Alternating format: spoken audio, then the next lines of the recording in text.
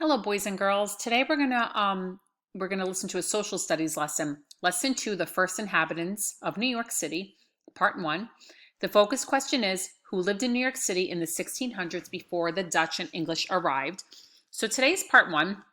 Tomorrow we will complete part 2 of the first inhabitants.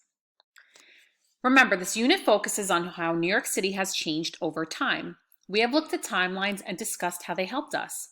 We will also add the types of people that immigrated here on a timeline today. So this is a timeline that we did about transportation. And as you can see, here are the dates. And these are the different vehicles that have changed over time. And today we're going to do that with the different inhabitants that have changed over time. Before the Dutch, British, and others came to New York, the Native Americans inhabited in New York.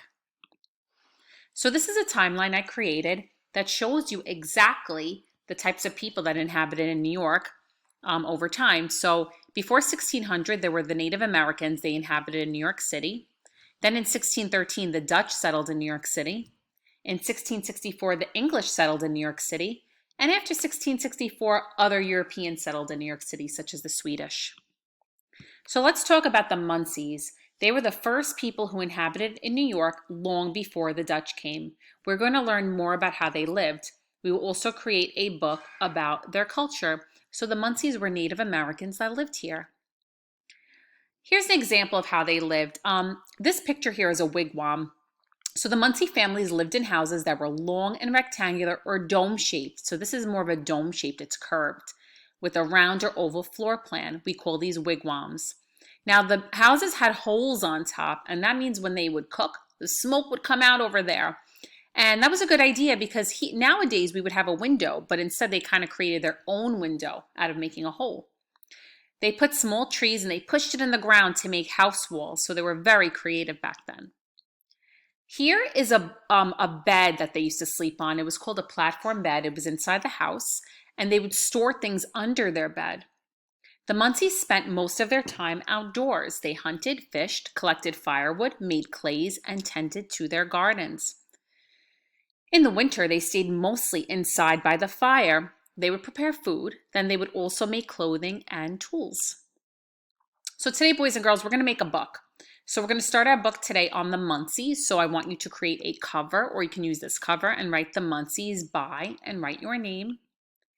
And we're going to say how the Muncies lived long ago.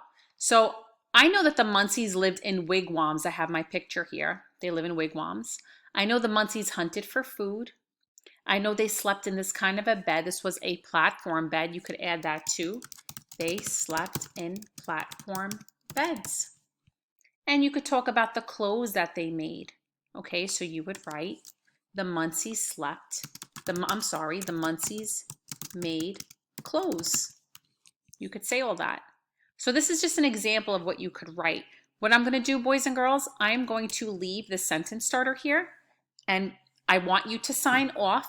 Use the worksheet I gave you, and you're filling this in. So this is the heading. How did the Muncies live long ago? And you're going to fill this out. Muncies lived in, and you're going to use these pictures to help you. Wigwams, they hunted, they slept in platform beds, they made clothes.